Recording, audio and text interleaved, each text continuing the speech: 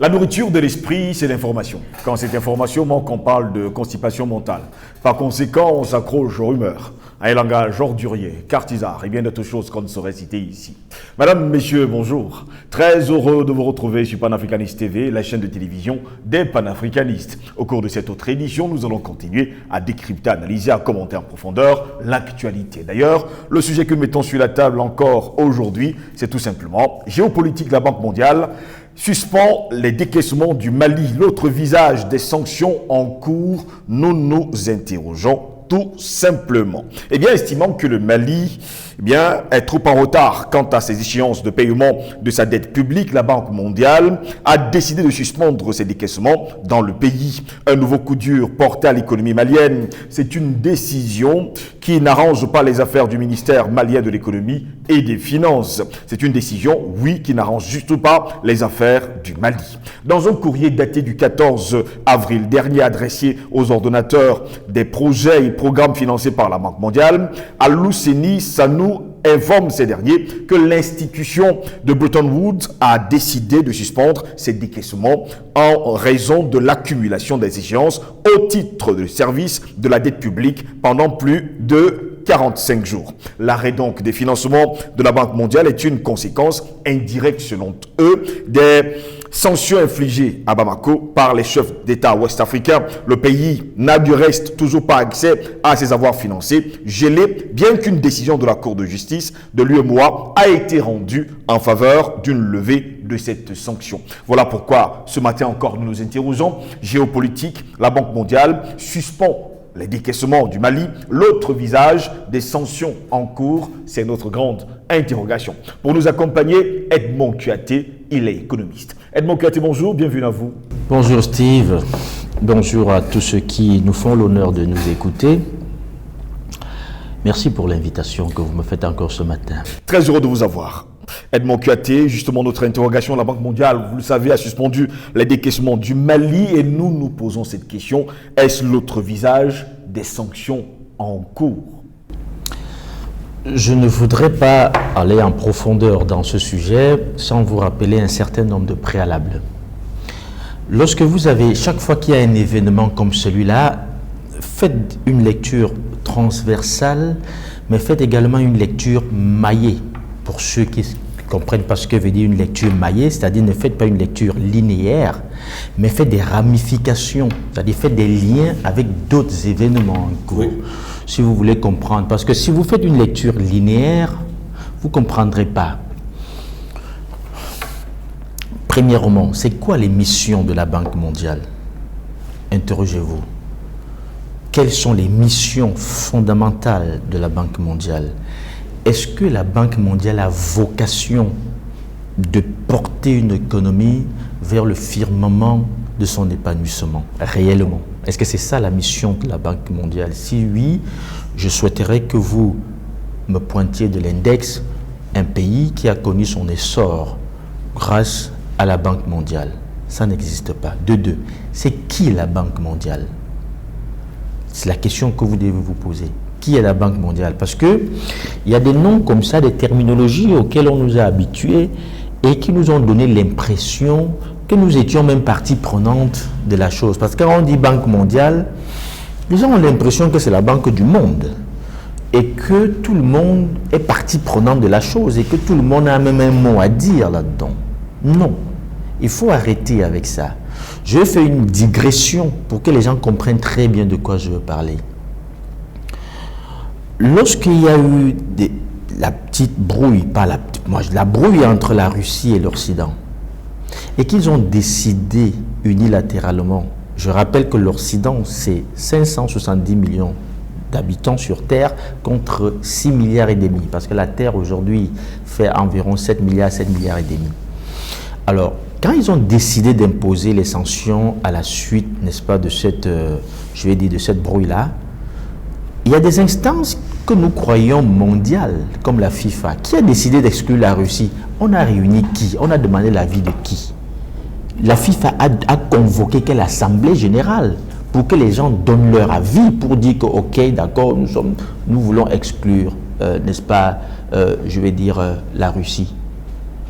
L'OMC également a sanctionné, la Russie. L'OMC, on dit bien accord, n'est-ce pas, sur le commerce mondial, Organisation mondiale du commerce. L'OMC a réuni qui en assemblée? On a convoqué qui pour lui dire, bon, qu'est-ce que vous pensez de l'exclusion de la Russie? Non. Et donc, je peux vous citer comme ça, à n'en plus finir, toutes ces organisations internationales qui unilatéralement ont décidé, n'est-ce pas, d'exclure la Russie, de mettre la Russie au banc. Mais je dis encore que c'est une poignée de personnes. Alors vous devez donc comprendre que certaines organisations dites mondiales ne sont en fait que des instruments entre les mains de ceux qui veulent imposer une vision unipolaire, unilatérale du monde, une vision monocolore du monde. C'est un instrument entre leurs mains pour davantage vassaliser le reste du monde, soumettre le reste du monde et leur imposer une direction, n'est-ce pas, une marche unidirectionnelle selon leurs visées à eux, selon leurs objectifs à eux, selon finalement ce qu'ils auront décidé de faire du monde.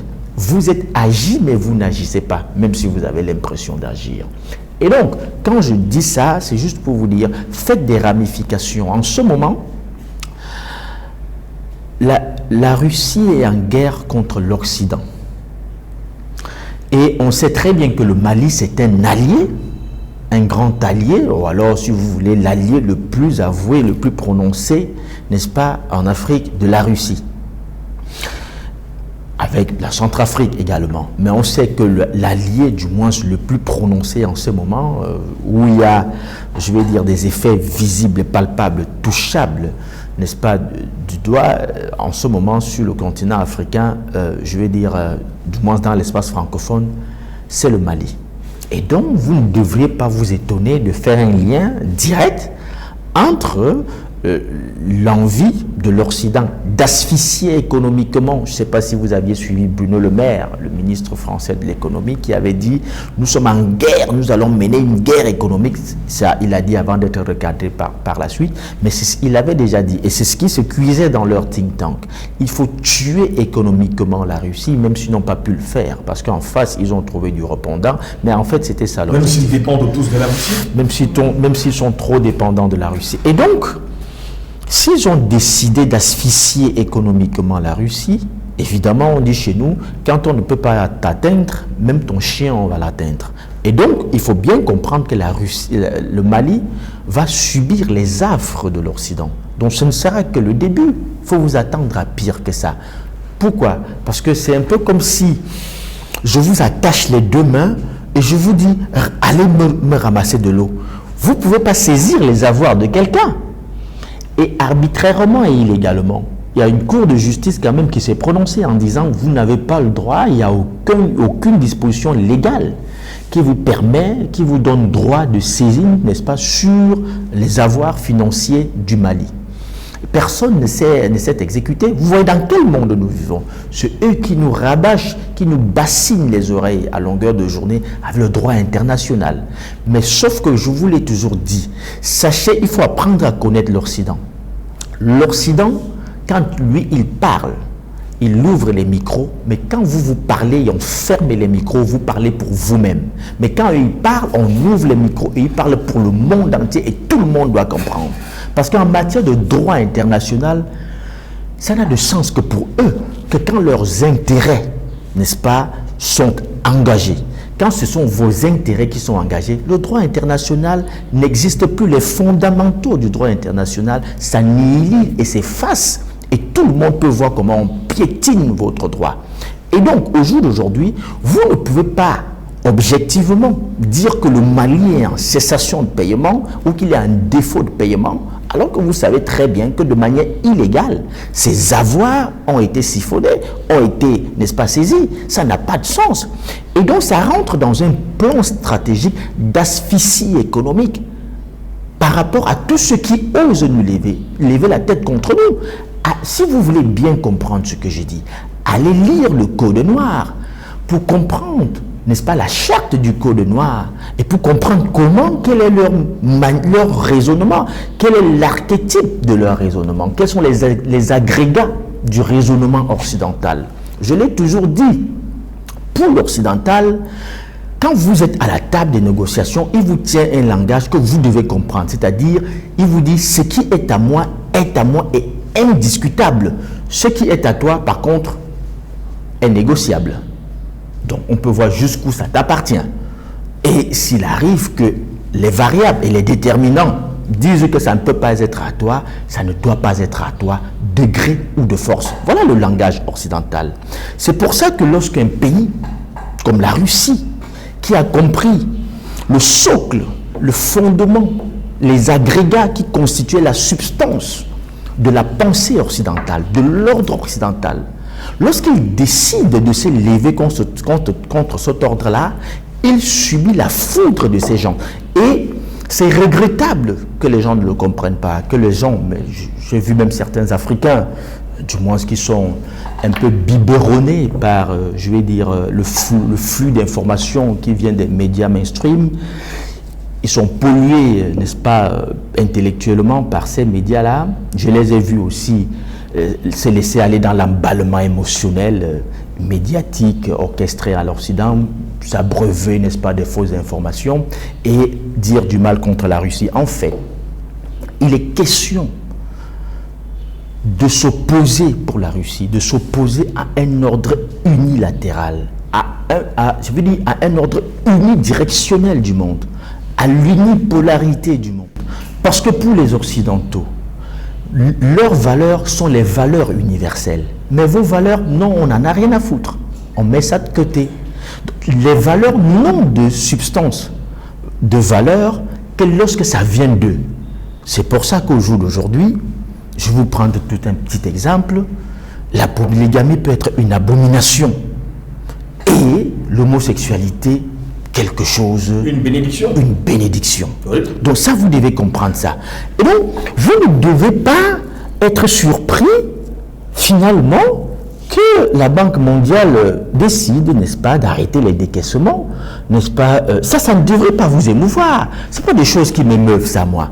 Je sais qu'on va en arriver là, il n'y a pas que le Mali qui va en pâtir, tous ceux qui, n'est-ce pas, s'érigent, qui s'inscrivent en porte-à-faux contre l'ordre unidirectionnel, unilatéral, monocolore du monde occidental, vont subir les foudres.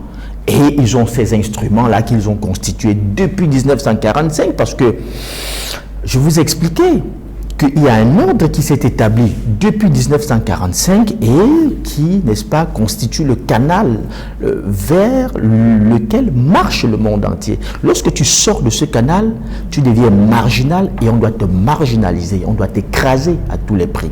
Et donc, au jour d'aujourd'hui, il considère que le Mali, avec ses nouvelles autorités, sortent de ce canal. Et donc, il faut les écraser.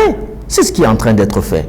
Donc, il constitue que tous ceux qui, n'est-ce pas, suivent la Russie, qui pourrait constituer le grand Satan. Il n'est pas bon d'être marginal et être l'ami de la Russie aujourd'hui. Il faut être conformiste. Il faut être conformiste. Et ce conformisme s'aligne sur l'ordre occidental des choses.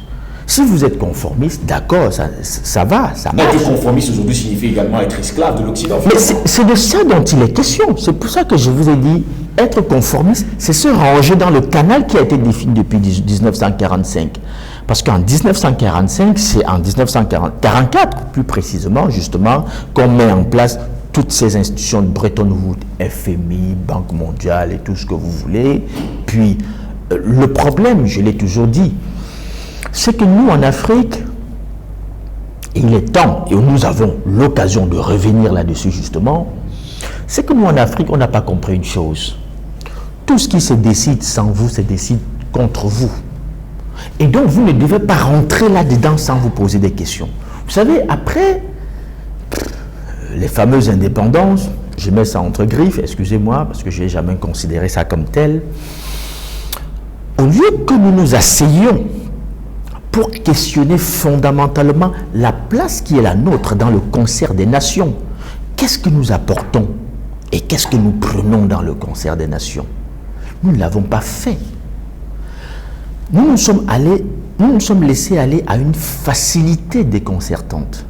Cette facilité qui ne nous a pas permis de nous demander, mais est-ce que ceux qui nous ont tenus, nos bourreaux, qui nous ont vendus comme des esclaves, comme des simples choses, pendant 4 siècles, qui nous ont soumis à la spoliation, à la vexation, à la déshumanisation, pendant encore 1 siècle de colonisation, est-ce que ces bourreaux-là, véritablement, est-ce qu'on peut se mettre avec eux dans une dynamique de recherche de notre salut, avec leur appui, avec leur contribution?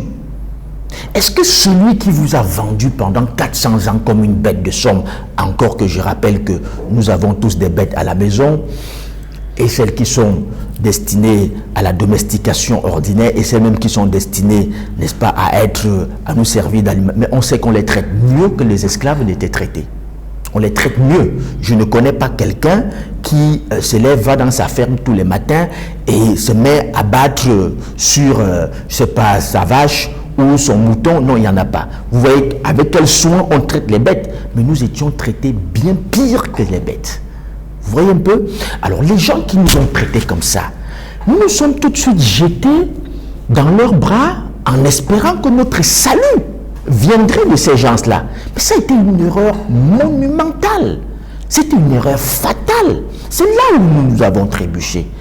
On aurait dû faire comme les Asiatiques, de se dire, nous allons nous-mêmes nous asseoir et définir notre trajectoire, définir le socle de notre développement avec nos agrégats à nous, en comptant sur nos réalités à nous.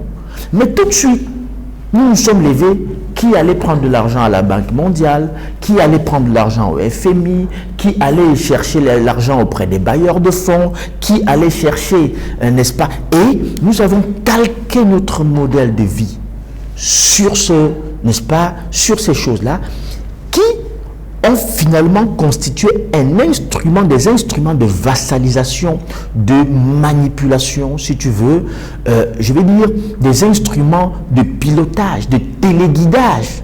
Une télécommande entre leurs mains, ils appuient pour nous faire sauter quand ils veulent, ils appuient pour nous faire coucher quand ils veulent, ils appuient pour nous faire, je vais dire, pour nous faire marcher quand ils veulent.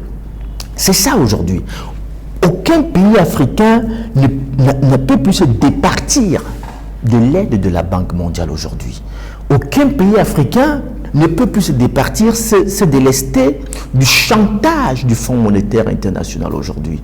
Et pourtant, il est de réputation mondiale et universelle que 40 à 60% des richesses du monde sont concentrées en Afrique.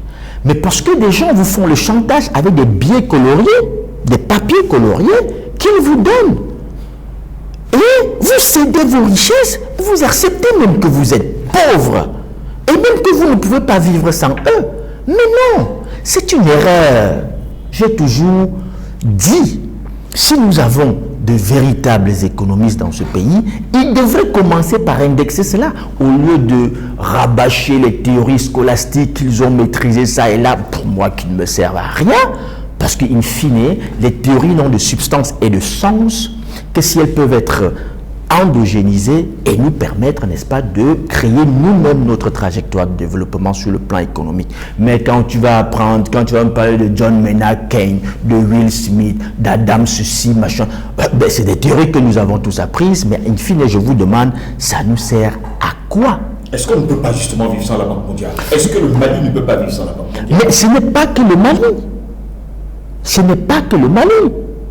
Qu'est-ce que nous foutons à la Banque mondiale? Je vous ai posé une question. Quelles sont les missions fondamentales? Quelle est la vocation première de la Banque mondiale? Est-ce que quelqu'un s'est déjà posé cette question? Avant d'aller, n'est-ce pas, je veux dire, vous extasier devant les papiers coloriés dollars qu'ils vous mettent à disposition. Oh, on a reçu un prêt de 500 millions, de 10 millions de dollars. Ça sonne agréable à l'oreille. Mais attends, en contrepartie, c'est quoi? C'est quoi la contrepartie? Vous donnez quoi? Parce qu'in fine, il est question de dire que le monde n'est pas régi par le principe de la philanthropie, c'est-à-dire on ne donne rien à personne. Il n'y a pas de philanthropie. Le monde n'est pas régi par des principes philanthropiques. Je suis désolé, celui qui n'a pas encore compris ça saura qu'on ne va pas à Washington prendre cadeau des billets des millions de dollars. Ça n'existe pas. On ne va pas au FMI recevoir à titre, n'est-ce pas, gracieux des coupures, des coupons d'euros. Ça n'existe pas. Alors, il faut se questionner fondamentalement sur la contrepartie. Quelle est la contrepartie?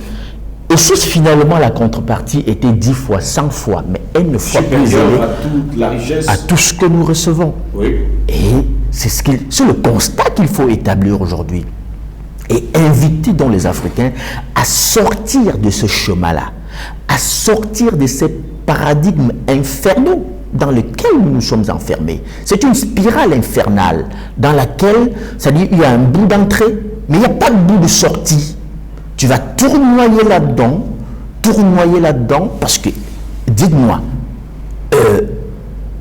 nous avons passé entre 1990 et 2006, nous avons passé 20 ans de programme d'ajustement structurel avec tout ce que cela a causé en Afrique. Les privatisations et autres. Au jour d'aujourd'hui, qu'est-ce que ça nous a rapporté? Absolument rien. Je pose donc la question finalement, Edmond Kouyaté, est-ce que la Banque mondiale n'a pas été mise à contribution pour asphyxier davantage le Mali pour que finalement ce pays craque? Je vous ai dit, la Banque mondiale est dans sa mission.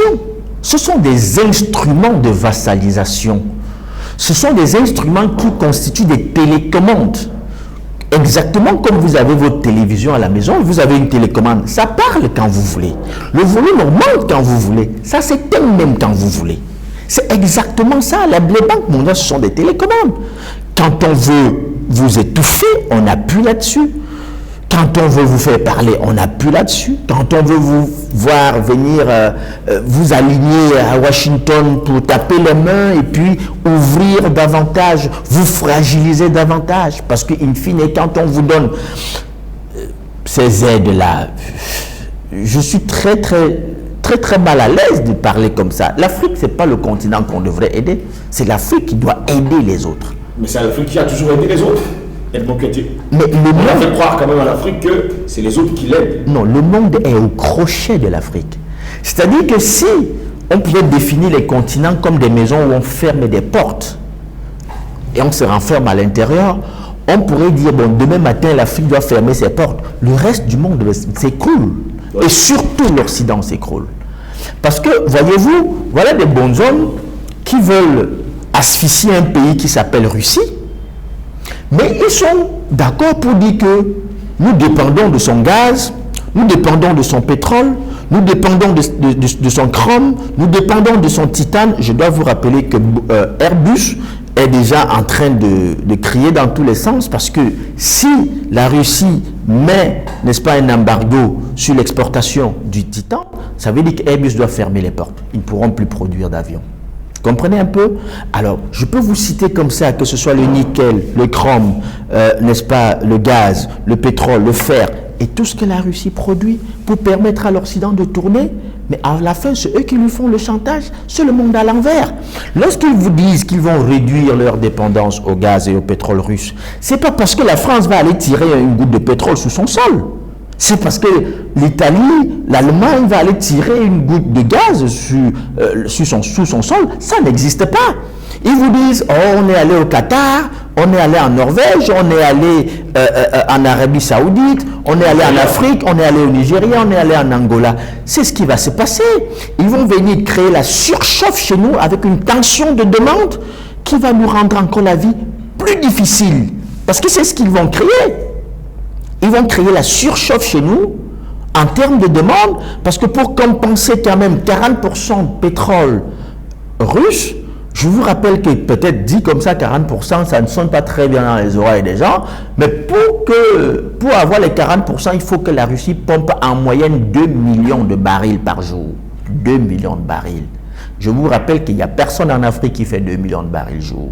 Vous avez le Gabon qui fait à peu près 800 000 barils jour, vous avez le Cameroun qui fait 150 000 barils jour, vous avez la Guinée équatoriale qui fait entre 800 000 et 1 million de barils jour, vous avez le Nigeria qui est dans les mêmes proportions. Oui, ça commence à baisser, il faut également le préciser. Je voulais surtout signaler qu'il commence à baisser.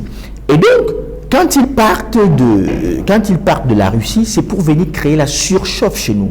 Pourquoi? Parce que nous-mêmes, on a besoin de notre énergie. On a besoin de faire une réorientation stratégique de notre énergie pour ne plus alimenter les usines des autres et mourir. L'économie, c'est l'énergie transformée. On nous a fait croire depuis la nuit des temps qu'en vendant le pétrole, nous allons réussir à atteindre un niveau de développement. C'est faux. Nous, on demande qu'on réoriente l'utilisation, n'est-ce pas, stratégique de notre énergie, c'est-à-dire notre pétrole, notre gaz et tout, pour concentrer ça sur notre marché et pouvoir faire émerger l'embryon de notre tissu industriel. Parce que l'industrie, c'est l'énergie. Il n'y a pas d'énergie sans industrie. Il n'y a pas d'industrie sans énergie. Alors, nous avons un tissu industriel qui est très faible, qui est encore à l'étape embryonnaire, mais qui depuis n'arrive pas à émerger, tout simplement parce que nous avons des problèmes énergétiques sérieux. Or, ils prennent notre pétrole, notre gaz pour faire tourner leurs industries et nous envoient le superflu de leurs industries à des prix faramineux. C'est pour ça que nous importons tout, pourtant nous pouvons les produire sur place. Et donc, je vous dis que la Banque mondiale est dans sa mission.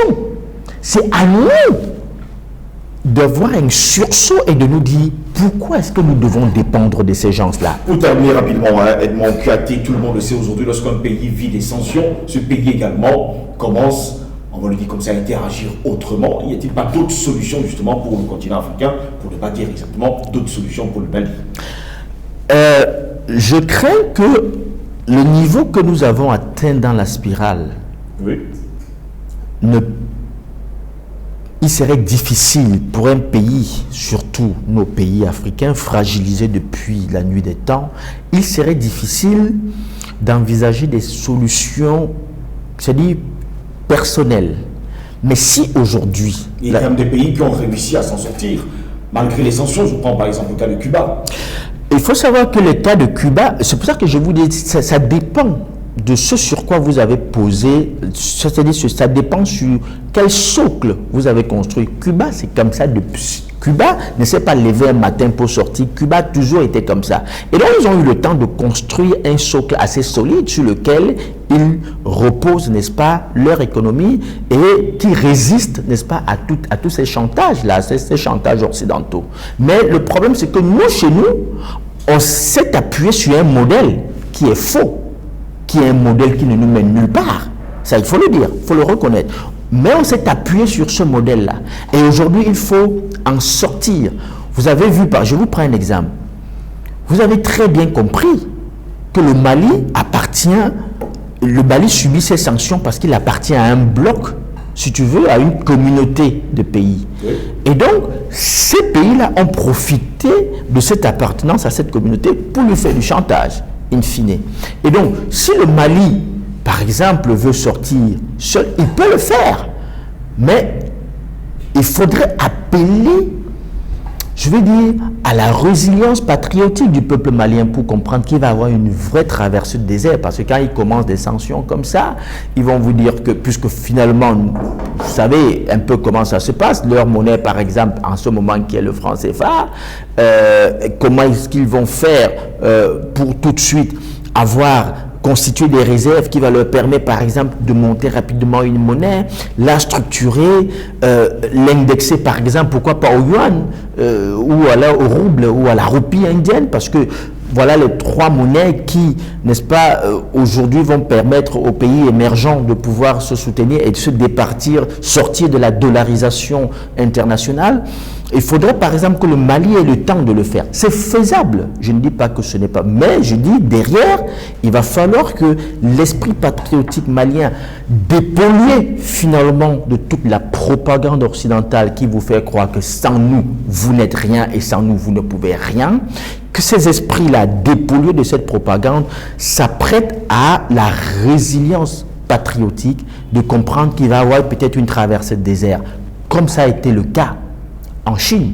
Rappelez-vous avec Mao, Quand Mao disait aux Chinois, Chinoises et Chinois, vous avez faim aujourd'hui, mais je vous rassure que ma mission, c'est de donner un bol de riz à tous les Chinois. Il leur disait, les Chinois, dans leur immense majorité, ont faim aujourd'hui, mais si nous y arrivons, les Chinois nourriront le monde entier. C'est le cas aujourd'hui. Mais il y a eu une traversée des déserts, il y a eu un prix à payer. Et donc, si nous, en Afrique, on accepte de payer ces prix, on sort du facilitisme apparent auquel on nous a finalement habitués, de croire qu'il est facile pour nous de nous lever et on ne peut s'habiller qu'en Yves Saint Laurent, on ne peut mettre qu'une chaussure Max je ne sais pas trop quoi, et qu'on ne peut on ne peut rouler qu'en BMW, et que c'est ça qui agrémente, c'est ça qui fait le fondamental existentiel sur Terre. Si on sort de ce chemin illusoire finalement, si on comprend qu'il y a un travail à abattre, à se concentrer sur nous-mêmes, pour partir de nos propres réalités et construire un modèle économique réel qui ne soit finalement pas fondé sur l'illusion. Parce qu'en fait, nous vivons de l'illusion. Parce que s'il faut, pour mettre un costume, s'il faut qu'on conserve notre costume Yves Saint Laurent, qu'on conserve notre bolide BMW, mais que nous soyons obligés d'être autant dépendants de ces gens-là. Non, on peut se départir de cela. Je ne demande pas que nous rentrions habiter en brousse dans des chaînes, sous des chaînes. Non, c'est pas ce que j'ai dit. Mais je dis qu'il y a une réalité locale qui existe. Il y a une réalité locale sur laquelle on peut s'appuyer pour construire finalement quelque chose de solide, qui nous soit propre, que nous maîtrisons, et l'ensemble des contours y compris. Donc, si on accepte de faire le pas, on va sortir du chantage occidental, on va sortir du schéma illusoire qu'on nous vend depuis des siècles et qui ne nous mène nulle part, et nous allons finalement construire, n'est-ce pas, un espace propre à nous qui va nous permettre d'aller au concert des nations, d'aller à la rencontre des autres, non pas en mendiant, non pas en gueux, non pas comme nous allons maintenant, comme des pauvres mendiants, mais nous allons, n'est-ce pas, avec notre mot à dire, parce que nous leur disons, voici ce que nous apportons, même si nous avons quelque chose à prendre chez vous. Merci beaucoup, Edmond Curti, d'avoir été des nôtres. C'est moi qui vous dis merci, Steve. Messieurs, c'est ici que s'achève cette autre parole panafricaine. Je vous plaît de vous retrouver très prochainement. Bonne journée à toutes et à tous.